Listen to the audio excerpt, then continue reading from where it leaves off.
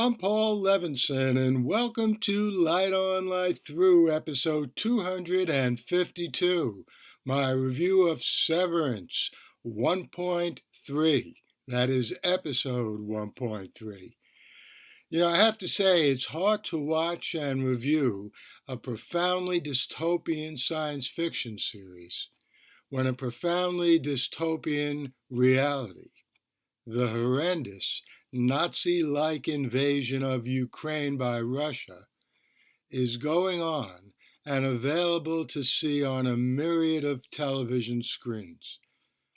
I'll be interviewing the Polish Holocaust poet Grzegorz Kwiatkowski about this on Monday. I'll be posting links to the video and audio recordings to that interview right here on Light On, Light Through.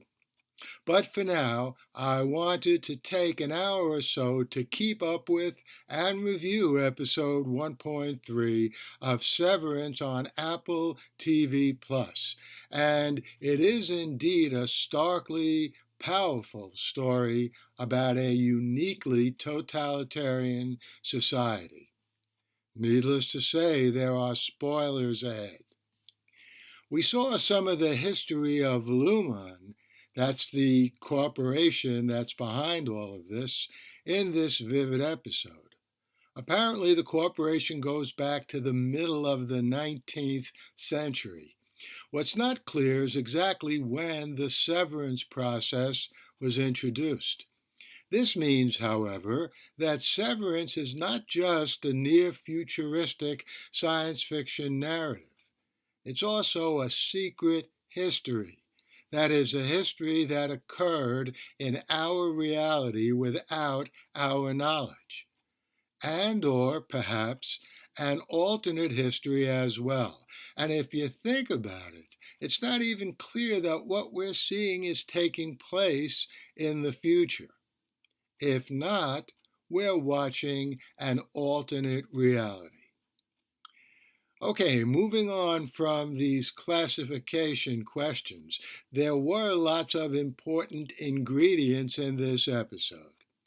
I think my favorite is Harmony, well played by Patricia Arquette. She's Mark's next door neighbor, as well as a high-level supervisor at Lumen, but not the highest. She's called on the board by the board of directors, whoever exactly they are. It seems that, unlike Mark et al., Harmony is not severed. At very least, she has continuity between inside and outside, or seems to have that. It's not completely clear either whether or not she has that continuity. But what does it mean that she's Mark's neighbor on the outside? That Mark has some sort of special role in this story that we haven't yet seen? I'd say likely so. Meanwhile, on the inside, Dylan, Helly, and Irving all had important roles in this episode.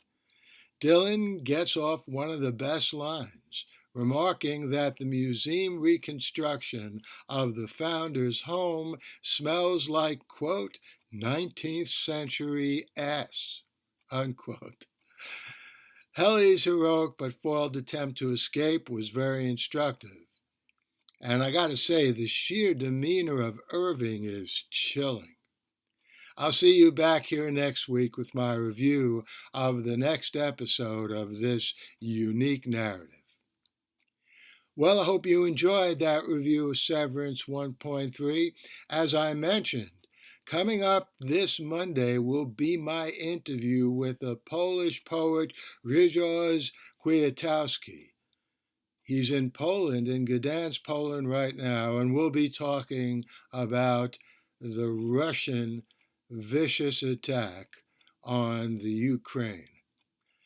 And later in the week, of course, I'll be back with more reviews of Severance, the next episode of Raised by Wolves, the next episode of Suspicion, and who knows what else. In the meantime, stay safe, stay sound, and say a prayer for those people under siege. in Ukraine. The Light on Light Through podcast.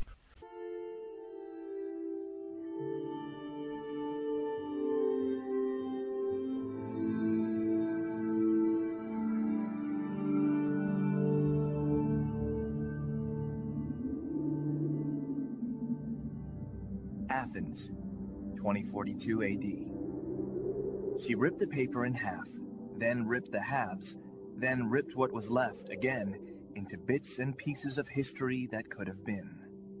Sierra Waters had read once that, years ago, it was thought that men made love for the thrill, while women made love for the sense of connection it gave them. Curled Up with a Good Book says, Sierra Waters is sexy as hell. You can find out more about The Plot to Save Socrates by Paul Levinson at theplot2savesocrates.com.